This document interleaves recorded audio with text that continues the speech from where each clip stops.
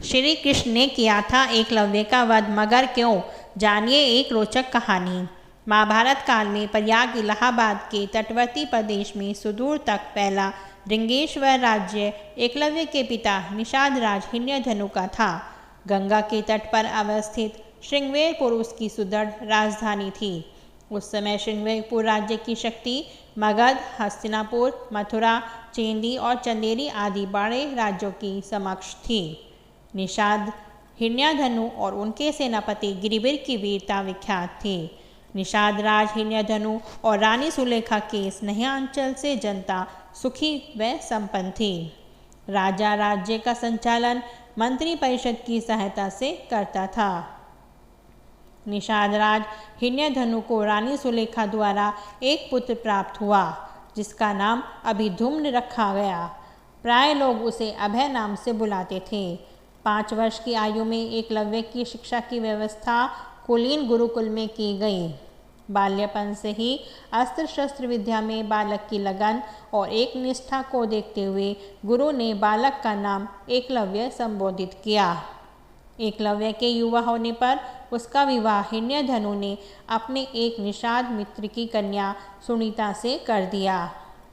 एकलव्य धनुर्विद्या की उच्च शिक्षा प्राप्त करना चाहता था। उस समय धनुर्विद्या में गुरु द्रोण की ख्याति थी, पर वे केवल विशेष वर्ग को ही शिक्षा देते थे। पिता हिरण्यधनु को समझा बुझाकर एकलव्य आचार्य द्रोण से शिक्षा लेने के लिए उनके पास पहुंचा, पर द्रोण ने दुत्कार कर उसे आश्रम से भगा दिया। एकलव्य हार मानने वालों में से नहीं था। वह बिना अस्त्र शिक्षा प्राप्त किए घर वापस नहीं जाना चाहता था। इसलिए उसके वन में आचार्य द्रोण की एक प्रतिमा बनाई और धनुर्विद्या का अभ्यास करने लगा। शीघ्र ही उसने धनुर्विद्या में निपुणता प्राप्त कर ली। एक बार द्रोणाचार्य अपने शिष्यों और एक कुत्ते के साथ उसी वन में आए। उस समय एकलव्य धनुर्विद्या का अभ्यास कर रहे थे। कुत्ता एकलव्य को देखकर भौंकने लगा। कुत्ते के भौंकने से एकलव्य की साधना में बाधा पड़ रही थी, इसलिए उसने अपने बाणों से कुत्ते का मुंह बंद कर दिया। एकलव्य के इस कौशल से बाण चलाए थे कि कुत्ते को किसी प्रकार की चोट नहीं लगी। कुत्ता द्रोण के पास भागा। गुरु द्रोण और शिष्य ऐसी श्रेष्ठ धनुर्विद्या को देख आश्चर्य में पड़ गए। वे उस महान धनुर्धर की खोज में लग गए। अचानक उन्हें एकलव्य दिखाई दिया। साथ ही अर्जुन को संसार का सर्वश्रेष्ठ धनुर्धर बनाने के वचन की याद भी हो आई। द्रोण ने एकलव्य से पूछा, तुमने यह धनुर्विद्या किससे सीखी? इस पर उसने द्रोण की मिट्टी की बनी प्रतिमा की ओर इशारा किया। द्रोण ने एकलव्य से गुरु दक्षिणा में एकलव्य के दाएं हाथ का अंगूठा मांग लिया। एकलव्य ने साधनापूर्ण कौशल से बिना अंगूठे के धनुर्विद्या में पुनः दक्षता प्राप्त कर ली। पिता की मृत्यु के बाद वह श्रृंगवेर राज्य का शासक बना और अपने राज्य की सीमाओं का विस्तार करने लगा।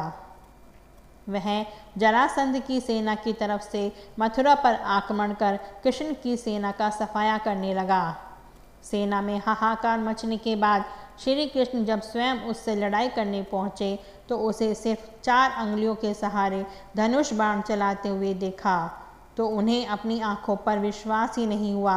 चूँकि वह मानवों के नरसंहार में लगा हुआ था, इसलिए कृष्ण को एकलव्य का संहार करना पड़ा। एकलव्य अकेले ही सैकड़ों यादव वंशी योद्धाओं को रोकने में सक्षम था। इसी युद्ध में कृष्ण ने छल से एकलव्य का वध किया था। उसका पुत्र केतुमान महाभारत युद्ध में भीम के हाथ से मारा गया था। जब युद्ध के बाद सभी पांडव अपनी वीरता का बखान कर रहे थे, तब कृष्ण ने अपने अर्जुन प्रेम की बात कबूली थी। कृष्ण ने अर्जुन से स्पष्ट कहा था कि तुम्हारे प्रेम में मैंने क्या क्या नहीं किया है।